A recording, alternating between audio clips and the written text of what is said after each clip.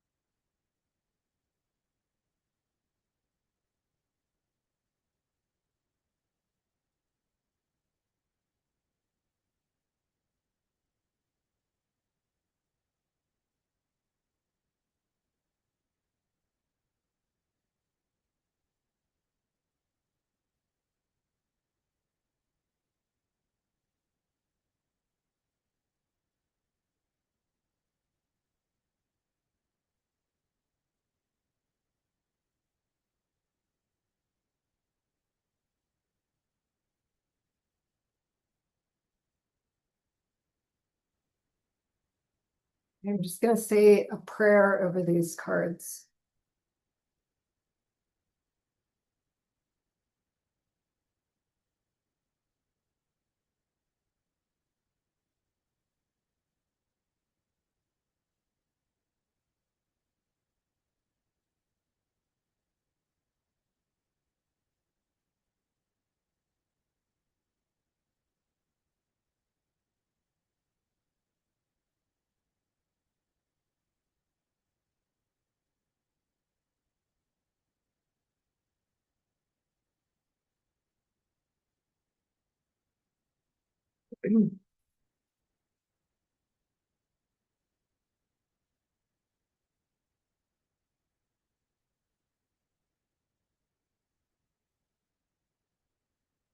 Hmm.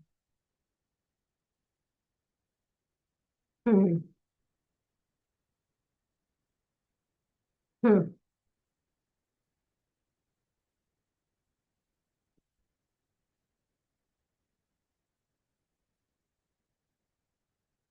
Yeah. It's a really interesting answer, actually. And the cards are saying that we are at a kind of crossroads and that we have a choice to make about how we are going to show up in the world. And the way that we choose to show up and the narrative that we're operating out of has a dramatic effect on the way things will appear to us in the world around this time. So the Two of Pentacles is sort of like weighing your options, recognizing that you have some choices to make, and then anticipating what each outcome might yield depending on how you show up. And that's really being highlighted here in Judgment. Judgment is the karma card.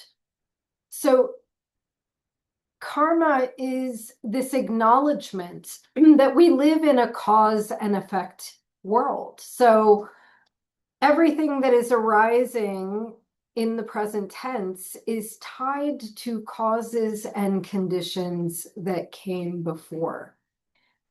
And I think it's important to acknowledge that karma is not a simple thing. It is not as easy as if you kick the dog will bite you. If you feed the dog will love you.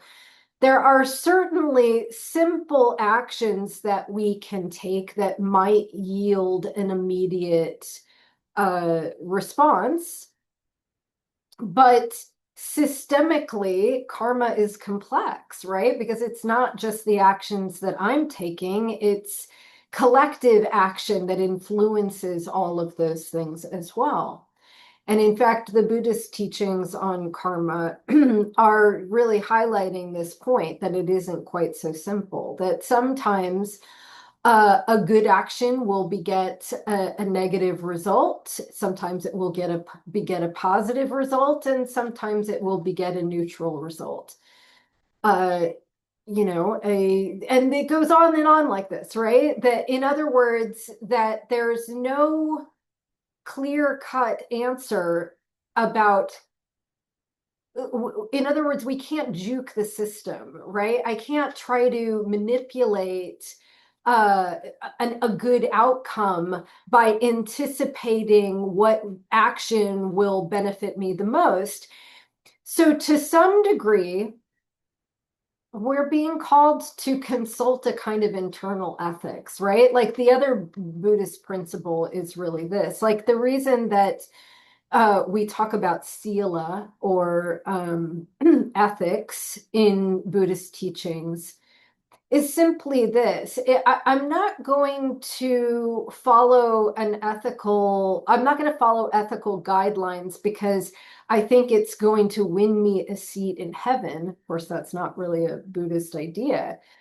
It's because I recognize that when I am acting not in accordance with my own personal ethics, that it disquiets my mind.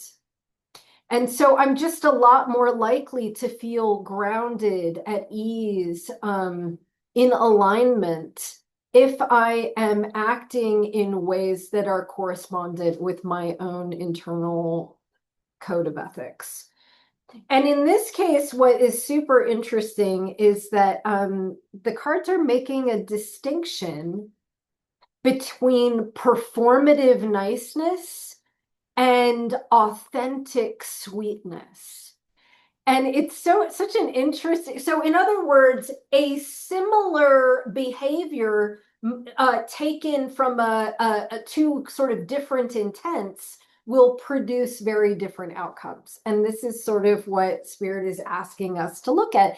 The Seven of Swords is what I refer to as people pleasing, trying to figure out what other people want to hear and sort of contorting your message to fit within a certain framework. And inevitably, the whole thing about people pleasing is that it's not really done out of, I mean, okay, so to be fair, oftentimes when we are engaging in certain types of behaviors, it is being done totally unconsciously. And so you might say that people pleasing could be an unconscious coping behavior to elicit safety. And I think one of the ways that people justify people pleasing is like, oh, I don't want to rock the boat, or I want to make sure that everyone else is feeling okay. But I think if you dig a little deeper, there is always this acknowledgement that I am altering my own behavior because I need other people to show up in a certain way. I become so dysregulated with tension or activation that I'm going to do whatever I can in order to just sort of smooth things over, even if it is disingenuous to my own beliefs.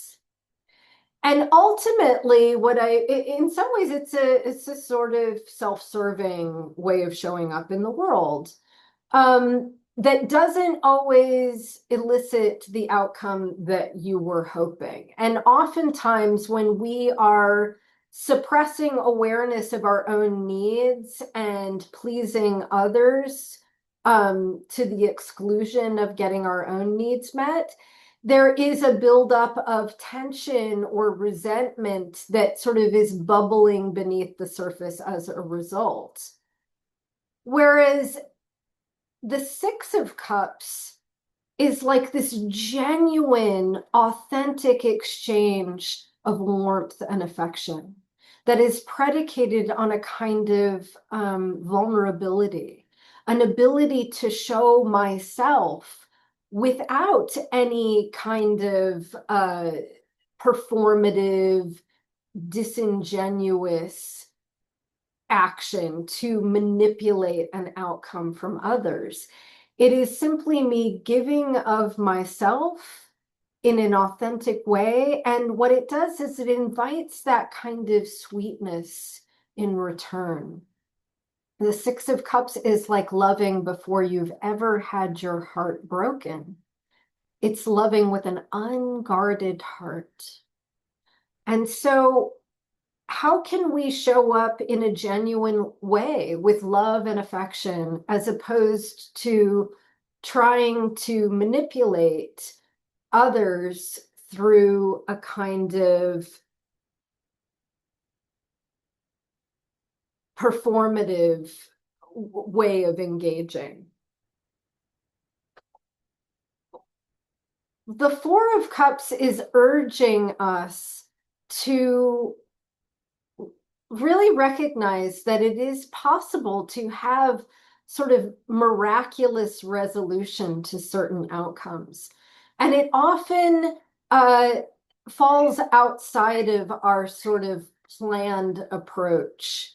It's really this acknowledgement that when we have this very strict set of parameters on the way things need to go, that we often are missing these indicators from the environment that are miraculous. The Four of Cups is like a great gift of the heart is being presented out of the clear blue sky that defies our very expectations of what we believe to be possible. And if we can get out of our own way, if we can refrain from thinking too narrowly, then we are free to accept these sort of synchronistic miracles that are being presented. And again, I think this emphasis on being heart-centered, when we are heart-centered, rather than analytical and trying to think our way into a solution, the answers are much more in alignment with our highest good. So there's also this strong emphasis on isolation, exile, being diametrically opposed to community and collaboration. This idea that when I transit the world feeling like an outsider, and I'm not looking either internally for resourcing within myself or looking outside of myself into the world at large and noticing where those resources are available to me, then I am sort of doomed to wander alone in the world in a kind of crippled state of being. This is really what the Five of Pentacles is representing. And of course, you know, because my background is in attachment, I very much associate the Five of Pentacles with an attachment wound. When our needs are not met in a good enough way in early childhood, we internalize this experience as one of lack and limitation, that it is not possible for us to get our needs met. And so we sort of stop trying, right? It's we stop looking for the resources that are there, you know, available if we are able to take advantage of them. There are always people who are kind and compassionate and operating out of this kind of genuine humanistic love. Those people exist, but they may be impossible to find if I don't believe that the good things in life are for me, but you know, that I am in exile from those things. You know, the Three of Pentacles is really working collaboratively with others. It is recognizing that when I am joining forces with like-minded souls, we have the ability to build something that is efficacious for all involved. It's coming together and each one of us making a contribution that benefits the whole. And in order to do that, we are called to operate out of this intuition. We are being called to intuitively navigate the world, which means that we have to have access to feeling states within ourselves. Intuition is a knowing that is comes from the felt sense of the body. It is not about an analytical approach. The data that one is responding to is a more subtle type of sensation. And so, and then also with our card, the High Priestess, we are called to maintain this middle path, to be in balance, to recognize that there is suffering and despair in life. I mean, we see it around us at all times, but not to get lost in the darkness so that we cannot reach for the goodness that is also there in communities of people who wish to put forth mutual aid and support one another. So it is important for us to maintain a balance. We don't deny the pain of the world, but we also don't stay in that space. We orient ourselves towards how we can help, how we can contribute in good ways to make the world a better place. And ultimately, what Spirit is saying is that we're going to do a better job of that if we are coming from a genuine place rather than trying to figure out what other people want to hear and expressing that in a way that is somehow not true to form. So I hope that was helpful, and I am wishing you many blessings on this coming full moon. Take care.